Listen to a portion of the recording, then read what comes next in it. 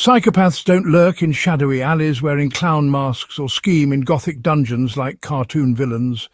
They blend seamlessly into the fabric of society, cloaked in tailored suits, disarming charm and calculated charisma.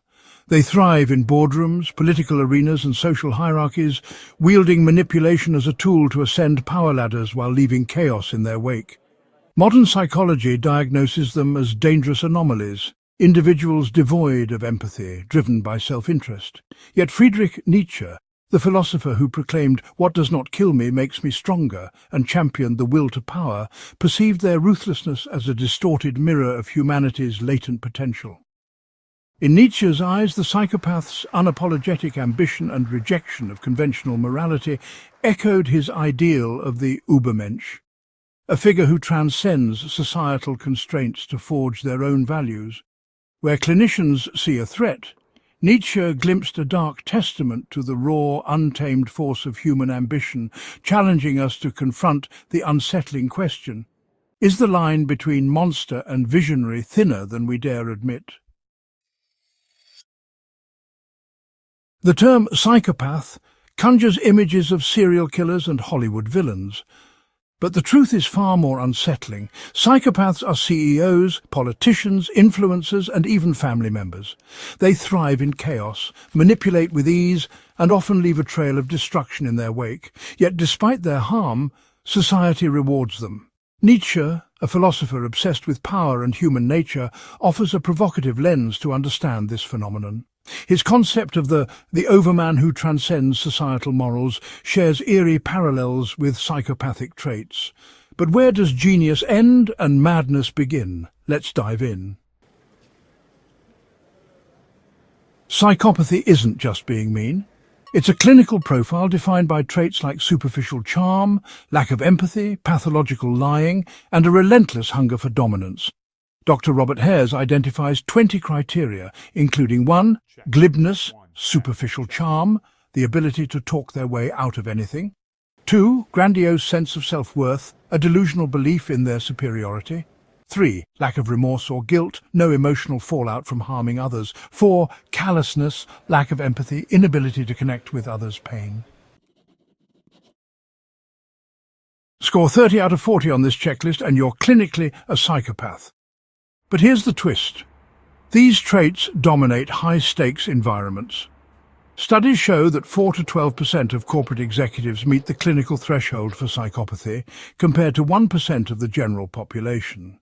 Take the CEO who fires 1,000 employees without flinching, the influencer who manipulates fans for profit, the politician who lies effortlessly to win votes.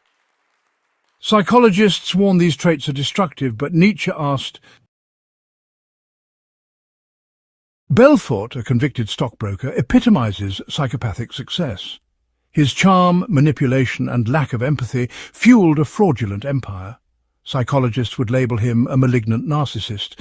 Nietzsche, however, might argue Belfort's, the primal drive to dominate, was simply unbridled. The difference? Belfort's goals were hollow, rooted in greed, not transcendence. Nietzsche's isn't a psychopath, but the two share unsettling similarities. The Übermensch defies societal morals and embraces the drive to dominate, grow and transcend. In, Nietzsche wrote, Key traits of the Übermensch: 1. Self-creation, rejects inherited morals to forge their own path. 2. Amor fati, loves their fate even in suffering. 3. Radical responsibility, owns their choices without blame or guilt. Jobs, Apple's co-founder, displayed psychopathic traits: ruthless perfectionism, manipulative charm, and a temper that terrified employees. Yet he also embodied Nietzschean ideals, visionary creativity, rejection of norms, and a relentless drive to put a dent in the universe. Psychopaths destroy, the Übermensch builds. Jobs' legacy, flawed but transformative, highlights this duality. Psychopaths use power to control others. Übermensch use power to master themselves. Nietzsche warned, distrust all in whom the impulse to punish is powerful. Psychopaths punish, the Übermensch transcends. Psychopaths fascinate us. They're anti-heroes in TV dramas like CEOs we love to hate and politicians who defy accountability. Nietzsche called this the envy of the weak for the strong. Psychopaths embody what we wish we could be: fearless, unapologetic, free. A 2016 study in the found high psychopathy scores correlate with CEO success. A 2020 fMRI study showed psychopaths have reduced amygdala activity, leading to less fear and more audacity. Nietzsche wrote, "All things are subject to interpretation. Whichever interpretation prevails at a given time is a function of power." Psychopaths understand this. They manipulate narratives, exploit systems, and thrive in moral grey zones. But Nietzsche warned, he who fights monsters must see to it that he himself does not become a monster. Musk's impulsivity, risk-taking, and ruthless business tactics mirror psychopathic traits. Yet his vision, colonizing Mars, revolutionizing transportation, echoes the Übermensch's creative drive. Is he a psychopath or a visionary? Nietzsche would say, both. Psychopaths lack empathy. Nietzsche's Übermensch, they empathy. The difference is critical. Holmes, once hailed as the next Steve Jobs, lied about her blood-testing technology, endangering thousands.